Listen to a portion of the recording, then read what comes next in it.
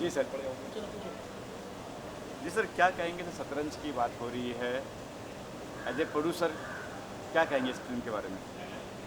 देखिए, ये एक शतरंज ऐसा चैप्टर है कि इसमें देखने वालों को बहुत आनंद आएगा, क्योंकि वो शुरू में सोच रहे होंगे कि शायद ये इस राज को खुलने के बाद और ख़त्म हो जाएगी, लेकिन ये राज में राज और राज में राज चलाने वाली पिक्चर है। और बहुत दिन के बाद ऐसा प्रोजेक्ट आया है कि जनता को बहुत दिल खुश करेगा। काफ़ी बड़े कलाकार भी, हितेन जी है, कविता जी है फिल्म में, उसके बारे में क्या कहे? कहे चुनाव हुआ, कहे चयन हुआ उनका?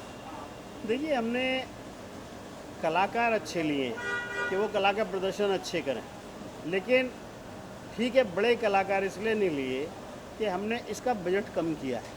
और बजट कम करने में कलाकार कोई अगर छोटा ऊंचा चढ़ता है तो इसमें कोई बुराई नहीं है, क्योंकि ये पिक्चर अपने आप में इतनी फेमस हो जाएगी कि ये कलाकार भी, जो हमारा ध्येय है कि ये बहुत ऊपर जाएंगे। सर, लॉकडाउन था बीच में, काफ़ी 6 महीने सब बंद रहा, इसके क्या कहेंगे, इस बारे में क्या कहेंगे कि देखिए, लॉकडाउन का हमने पालन करते हुए, जैसा कि प्रधानमंत्री जी ने आह्वान किया था, अपने आप को भी सेफ रखें, दूसरे को भी सेफ रख के चलें, उन चीज़ों का ध्यान रखते हुए हमने इस प्रोजेक्ट को पूरे को शूट किया। लेकिन हाँ, उस समय का हमने फ़ायदा उठाया जो समय बिल्कुल लॉक रहने का था, परंतु उस समय का फ़ायदा उठाते हुए हम लोगों ने उसमें शूट किया इसको। और मैं समझता हूँ भगवान की कृपा से हमारे किसी भी कलाकार को, स्पॉट बॉय से लेकर कलाकार तक, किसी को कोई नुकसान नहीं हुआ। शूटिंग के दौरान भी काफ़ी कुछ प्रिकॉशन ली गई थी, मास्क है, सैनिटाइज़र है वगैरह? पूरे तरीके से हम लोगों ने सैनिटाइज़र का पूरा प्रयोग किया है और मास्क का पूरा प्रयोग किया है। केवल डायलॉग्स के टाइम पे या गाने के टाइम पे डिस्टेंस का ख्याल रखते हुए हमने सेट पूरा किया। आपने गाने की बात की, अभी मैंने देखा दिलेर मेहंदी भी गाना गा रहे थे, बताएंगे सर इस बारे में?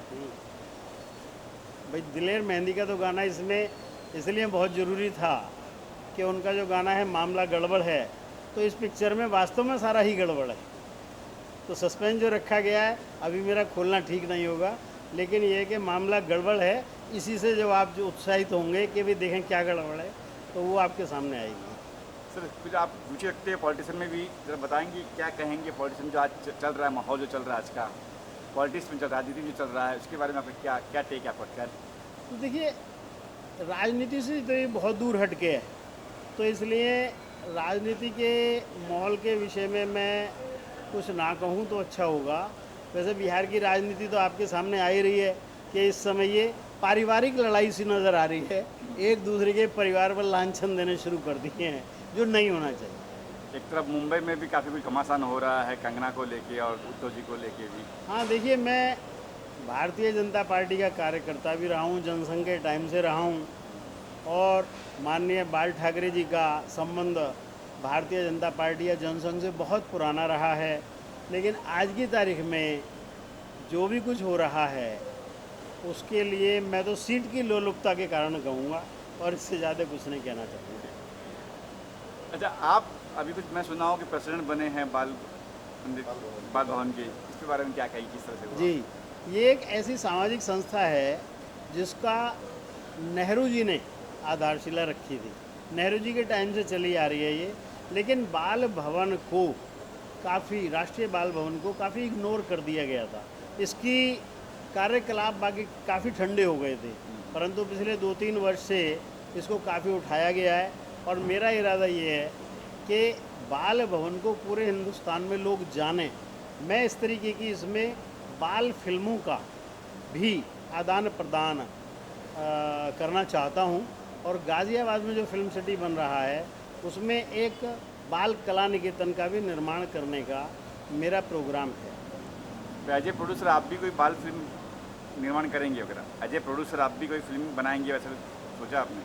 हाँ, देखिए, मैं दिव्यांग बच्चों की ओर काफ़ी ध्यान देता हूँ। दिव्यांग बच्चों की 30 साल की मुझे मतलब सेवाएं हैं। मैंने जो सेवाएं दी हैं दिव्यांग बच्चों को 30 साल से दे रहा हूँ, और मेरा इरादा यही है कि दिव्यांग बच्चों की बाल फिल्में बाल कला निकेतन में गाज़ियाबाद में खूब ज़्यादा दिखलाई जाएं, जिससे लोगों का मोह हो।